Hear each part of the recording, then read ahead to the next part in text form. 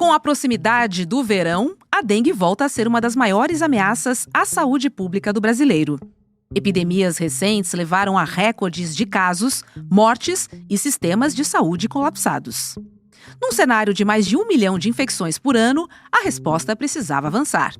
E ela veio do Instituto Butantan, com o anúncio de uma vacina 100% produzida pelo Brasil contra a dengue.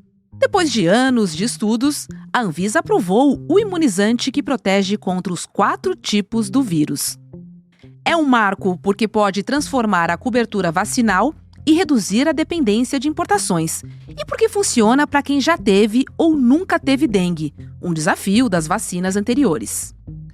O governo planeja distribuir o imunizante pelo SUS e priorizar as áreas de maior risco. Mas ainda há questões em aberto como as faixas etárias, produção em escala e a estratégia do PNI, o Programa Nacional de Imunizações. Terça-feira, 2 de dezembro de 2025.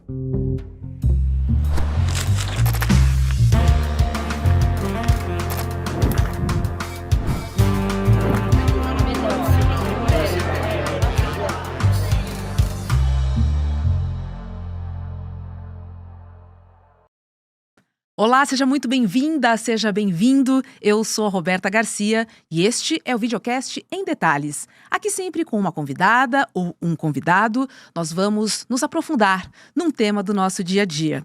Hoje eu converso com o médico sanitarista, o Dr. Gonzalo Vecina, ex-presidente da Anvisa, que é a Agência Nacional de Vigilância Sanitária. Oi, Dr. Vecina, seja muito bem-vindo ao Em Detalhes.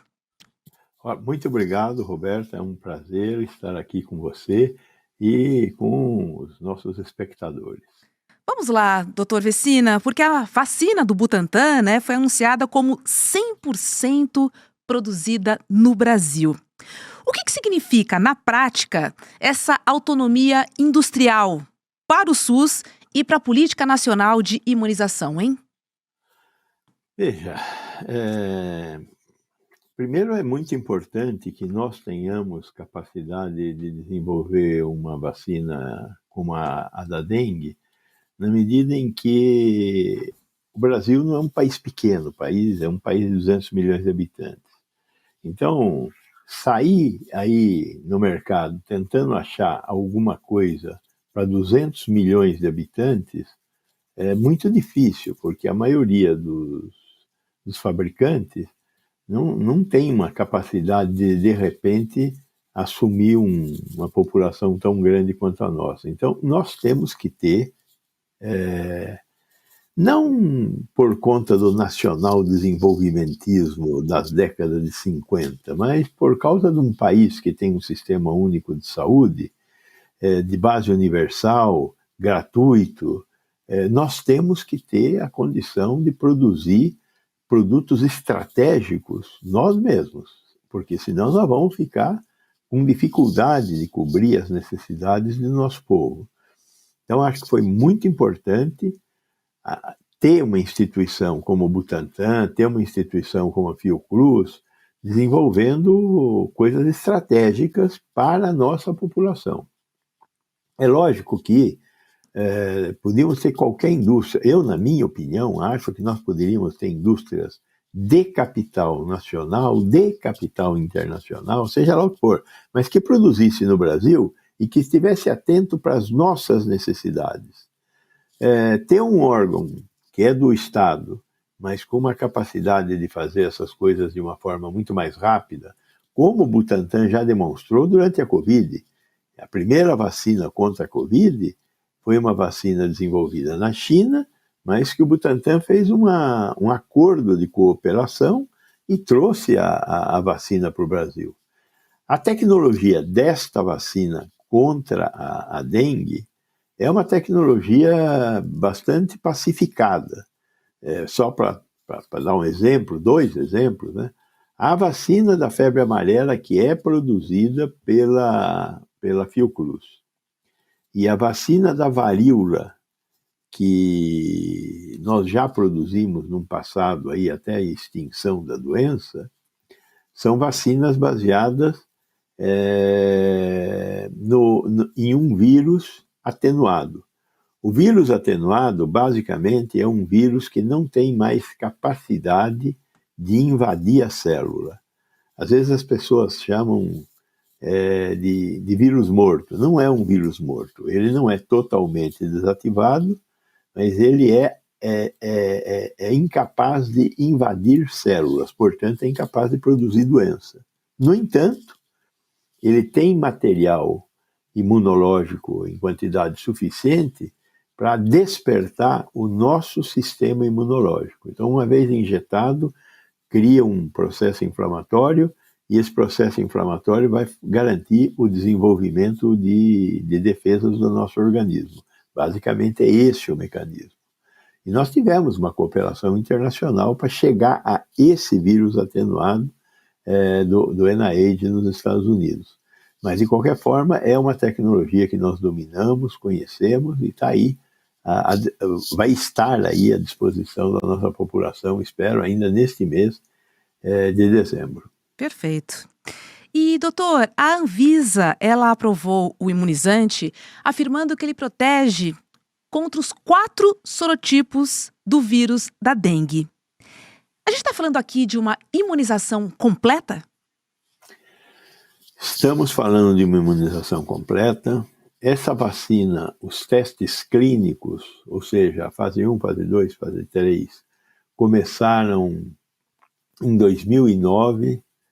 A fase mais importante, que é a fase 3, quando você amplia muito o número de pacientes, o número de pessoas submetidas ao teste, começou em 2016 e demorou até 2025. É inusual demorar tanto assim um teste de fase 3. Demorou por quê? Porque como são 4 sorotipos, nós tivemos muita dificuldade em conseguir um número suficiente de pacientes que tivessem tido a dengue de tipo 3. Os outros casos, 1, 2 e 4, nós conseguimos fechar um número que é o número previsto no projeto de pesquisa original. Eu faço um projeto, o projeto foi feito para testar 16 mil pessoas. 8 mil receberam placebo, 8 mil receberam a vacina.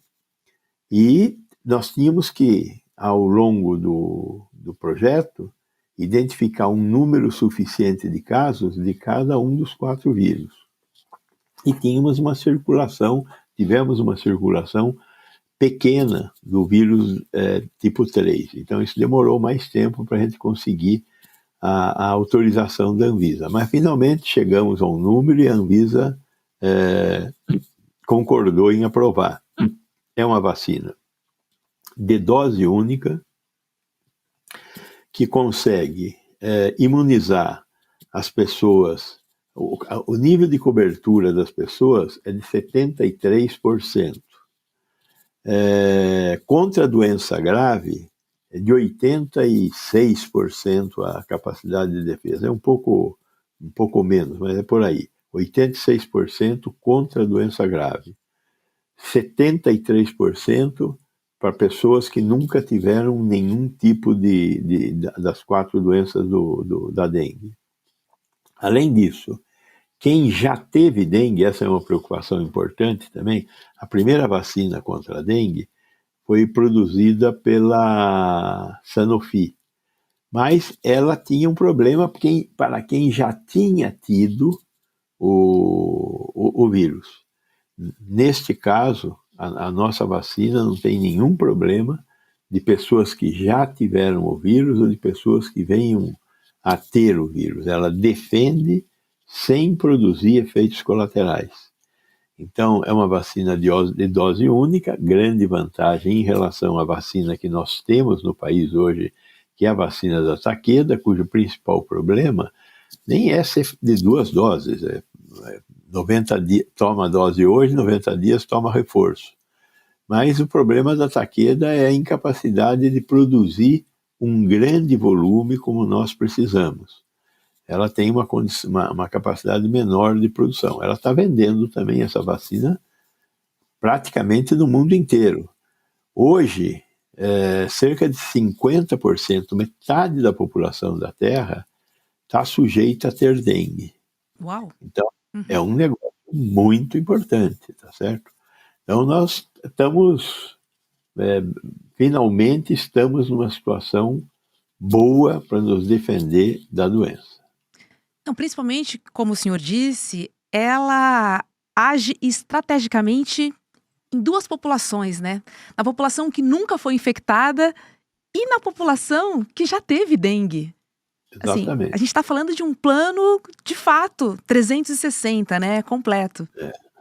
Lembrando também que as pessoas que já tiveram dengue, quando elas têm dengue novamente, isto é um problema mais grave, porque a grande chance de a segunda vez que tem dengue, ter a dengue na forma hemorrágica, que tem uma letalidade que mata mais do que a primeira vez que você teve dengue. A dengue hemorrágica, ela é mais letal. Então, por isso a importância de saber como é que a vacina reage quando o paciente já teve dengue e toma vacina, né? Pois é. Agora, doutor, pensando na realidade do mundo, né? E o Brasil faz parte dessas movimentações e dessas mudanças climáticas. Pensando no verão, na sazonalidade das chuvas, o Brasil é um local, é um território perfeito para a proliferação, né, da dengue. A gente vai lembrar aqui que por vários anos nós ultrapassamos a marca de 1 milhão de casos anuais, o que é um número muito considerado. Sem falar no colapso dos sistemas de saúde, principalmente nas capitais. Esse plano de vacinação contra a dengue 100% brasileiro, ele ajuda, inclusive, em todo o nosso sistema de saúde, né? Não só nas capitais, mas em todos os espaços. Sem dizer a Veja, mortalidade. a ideia, vamos recuperar um pouco disso que você nos trouxe aqui. Na média, a gente vinha tendo nos últimos, exceção feita a 2024, né? Este ano nós devemos fechar com algo em torno de 2 milhões de casos. Subiu bastante. Subiu bastante. Antes de 2024, 23, 22, 21, nós tivemos uma média entre 1 milhão e 1 milhão e meio de casos. 2024, nós tivemos 6 milhões de casos. 6 milhões. Em média, morreu nesses anos todos algo em torno de 1.000 pessoas da dengue. No ano de 2024, foram um pouco mais de 5 milhões de casos. Um pouco mais de 5 mil casos. 6 milhões de doença, 5 mil mortes. O que aconteceu em 2024? Que é uma preocupação dupla que nós temos que ter. Primeiro, com a capacidade do mosquito. Segundo, 2024 foi o ano mais quente dos últimos 60, 70 anos. Nós, em 2024, subimos 1,5 graus a temperatura do Brasil e do mundo. O mosquito é um mosquito que voa e que necessita de sangue para maturar seus ovos, né? A fêmea é fecundada pelo macho e a fêmea fica com ovos em condição de serem colocados na natureza. Para que esses ovos amadureçam, ela precisa de sangue. Ela pode conseguir esse sangue onde ela quiser, mas ela tem preferido, pela facilidade de conseguir, o sangue humano. Então, uma quantidade muito grande de fêmeas, durante o ano mais quente, entraram na fase de pôr ovos. O que é importante a gente entender é que, com o calor, os gastam menos energia para voar. Com o calor é mais fácil o mosquito se reproduzir e o mosquito picar mais pessoas. Com o frio, o gasto energético do mosquito aumenta muito. Com o calor, o gasto energético diminui muito e ele consegue voar mais e morder, picar mais pessoas. E foi isso que deu essa multiplicação por quase 4 do número de casos em 2024, e por isso que teve também essa explosão de mortes. Então nós temos que tomar muito cuidado com essas temperaturas que sobem. O fato de que a gente hoje tem muitos gases de efeito estufa, o gás de efeito estufa são os gases que são liberados com o processo de combustão. E eles formam uma proteção sobre a Terra que permite que os raios solares entrem na Terra, mas ao serem refletidos para voltar para o espaço, eles são retidos por essa quantidade de gases de efeito estufa. Ele fecha a Terra e não permite que os raios solares retornem ao espaço, aquecendo a Terra. Essa é a razão pela qual nós fizemos lá a COP30, essa é a razão pela qual nós fizemos 30 COPs até agora, discutindo como é que a gente faz para impedir a Terra de aquecer. Quando a Terra aquece, muitas coisas ruins acontecem. Uma delas é o aumento da temperatura. E o aumento da temperatura cobra o seu preço em vidas. Afeta a vida, principalmente dos mais idosos, porque uma temperatura elevada diminui a chance da gente sobreviver aqui, porque estamos acostumados a uma temperatura média da Terra não muito elevada, e quando ela eleva, nós sofremos.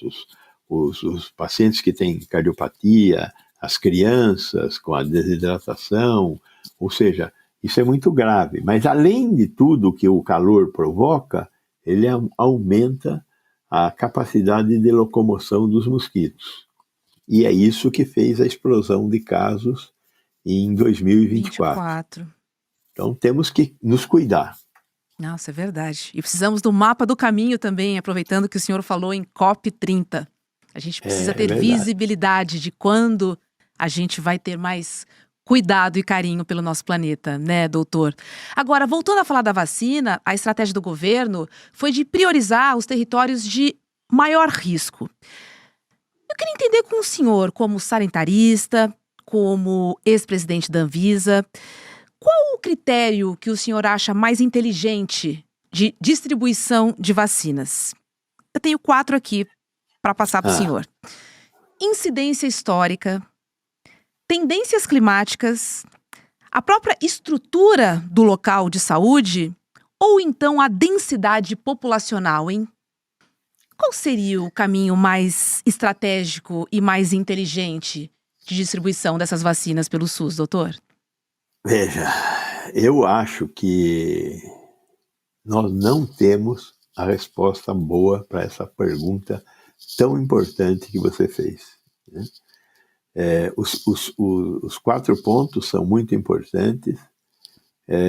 A gente costuma pensar muito na capacidade de morrer, né? Na letalidade. Então, quanto maior a letalidade, mais eu tenho que olhar para aquela faixa etária. Então, os velhinhos são mais frágeis. Por que eles são mais frágeis? Porque o sistema imunológico deles está em regressão, né? O velhinho não sobe em árvore por razões óbvias. Da mesma maneira que ele não sobe em árvores, ele é mais factível de morrer. A mesma coisa acontece com as crianças. As crianças são mais factíveis. E por quê? Porque ainda não desenvolveram seu sistema imunológico. Os velhinhos estão na descendente e as crianças estão na ascendente, né? Esse é um critério importante. Gestantes deveriam ser prioridade. Por quê? Porque elas estão criando uma criança no seu ventre, e isso faz com que ela tenha que dividir a sua capacidade de defesa. Ela vai defender a criança e vai se defender. Só que ela é mais imunoincompetente. Ela é incompetente para fazer a sua defesa. Então, essas são as populações de maior risco. Por outro lado, a gente não pode deixar de pensar nas populações de maior vulnerabilidade. O que é vulnerabilidade? São pessoas que se expõem mais ao agente agressor. Então, por exemplo, trabalhador de saúde. Trabalhador de saúde, como ele está o tempo todo num local público, se houver circulação de mosquito com vírus lá, ele vai estar lá todo dia. Então, ele pode ser que seja uma população muito vulnerável. E aí eu tenho que olhar para ele da mesma maneira que eu olho para os pacientes que têm maior risco. Então, risco e vulnerabilidade são os dois elementos que eu vou ter que casar para tomar a decisão de quem vacinar primeiro, né? Nós estamos aprendendo muito sobre isso. Durante a pandemia, não aprendemos. Na pandemia, nós começamos a vacinar as pessoas de maior risco, os idosos. Talvez a gente tivesse que pensar nas pessoas mais vulneráveis naquele momento. Uhum. Os profissionais de saúde, esses foram garantidos, mas, por exemplo, motorista de ônibus, nós não vacinamos os motoristas de ônibus. Professores, nós preferimos suspender aulas a vacinar professores, também foi inadequado. Empregadas domésticas. As pessoas que vivem para lá e para cá são as pessoas que são mais vítimas. No caso da dengue, nós temos que olhar a população de mosquitos. É possível, com certas armadilhas, conseguir estimar a população de mosquitos de uma determinada região. Se a população cresce, eu devo aumentar a cobertura. Então, não temos uma única resposta, mas acho que nós vamos agora, com a oferta da vacina, aprender isso. Veja que nós começamos a vacinar com a vacina da Takeda as crianças de 10 a 14 anos. O Ministério fez isso porque encontrou nessa população uma vulnerabilidade maior. O Butantan tem 1 milhão de doses prontas que devem ser entregues agora em dezembro. Qual vai ser o plano do Ministério? Não sei, né? Mas o Ministério tem uma equipe de profissionais da saúde, médicos infectologistas, médicos imunologistas, que têm a capacidade de encontrar a melhor resposta para a pergunta que você fez. Então, eles vão decidir aonde vai esse 1 milhão de doses. Paralelamente a isso, o Ministério da Saúde e o Butantan fizeram um planejamento de mais longo prazo.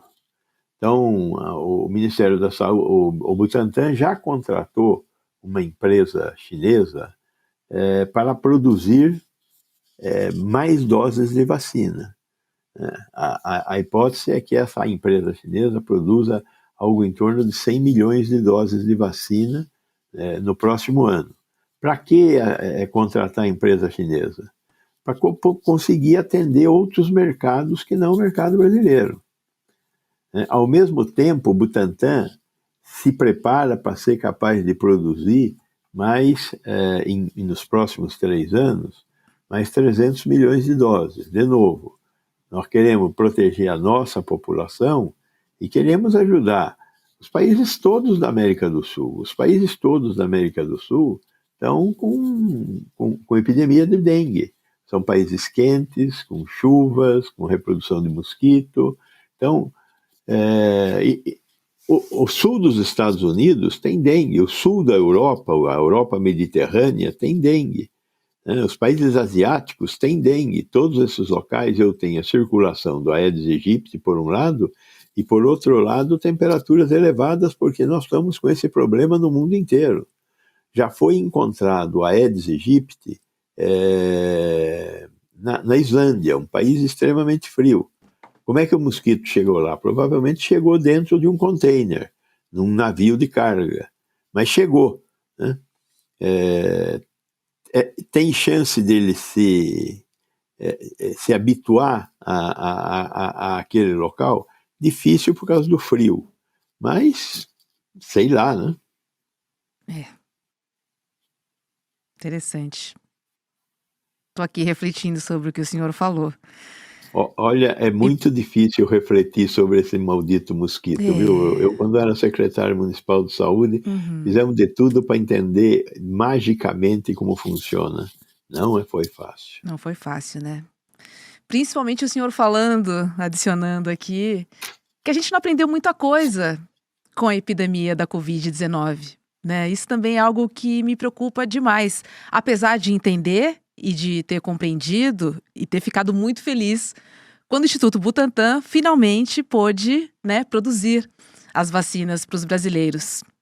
E vem o Instituto Butantan agora com essa notícia incrível dessa dose única contra a dengue. Agora, há alguma população, algum público específico que a vacina para a dengue não é recomendada? Sim, por enquanto são 3 públicos, né? O primeiro público são gestantes e recém-nascidos. O segundo público são as crianças, onde não foi terminado o teste com essa vacina. Então, crianças abaixo de 10 anos. Mas foi realizado o teste já. E a Anvisa está avaliando. Provavelmente, talvez 1, 2 meses, mas crianças de 2 anos a 10 anos vão ser autorizadas. Quem provavelmente não vai ser autorizado tão já são os idosos acima de 60 anos. Então, a Anvisa já autorizou que o Butantan realize testes na população até 80 anos, população de 60 a 80 anos. E isso vai demorar mais ou menos uns 6 meses, dependendo da circulação dos 4 sorotipos. As crianças abaixo de 2 anos, eu não tenho notícia se o Butantan vai fazer testes com essa faixa etária ou não. Vamos esperar um pouco mais, tá certo? Muito obrigada, viu? Volte mais aqui no Em Detalhes, foi um prazer.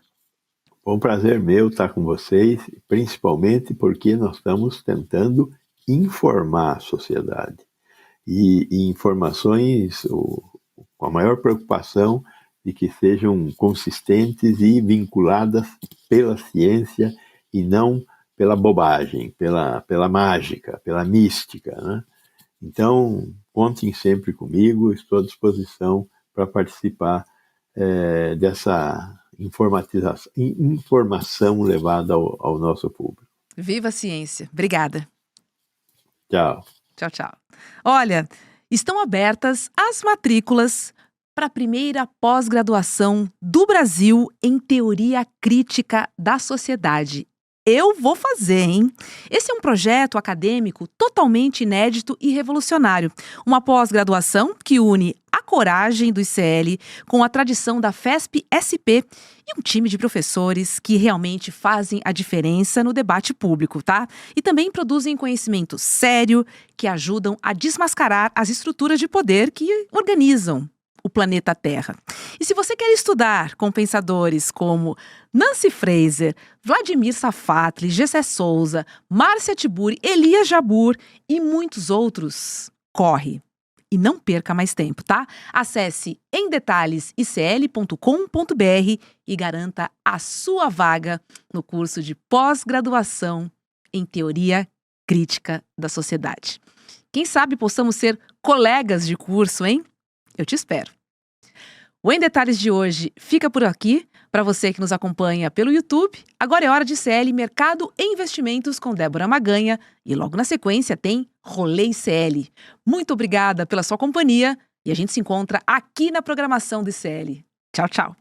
Quando a primeira turma da pós Repensando o Brasil, Sociedade, Política e História começou, a gente não imaginava, mas estava construindo um dos movimentos mais potentes de formação crítica do país. Foram mais de 5.000 alunos matriculados em 2025. A pós-graduação do ICL, em parceria com a FESP-SP, se transformou em um projeto revolucionário e transformador no Brasil. E o mais impressionante é que todos passaram a enxergar o Brasil de uma outra maneira, com método, com contexto, com profundidade. No dia 14 de dezembro, num domingo, às 8 horas, vamos abrir a nova turma de 2026 e as inscrições com condições exclusivas de lançamento. Essa é a sua chance de fazer parte dessa revolução no pensamento brasileiro, ao lado dos maiores intelectuais do nosso país. O ICL está em todo lugar, na palma da sua mão, na TV da sua casa e até nos seus ouvidos. Para ir além da manchete e mergulhar com apuração e contexto de verdade, acesse iclnoticias.com.br. Siga o ICL, compartilha e vem com a gente. Informação para quem pensa.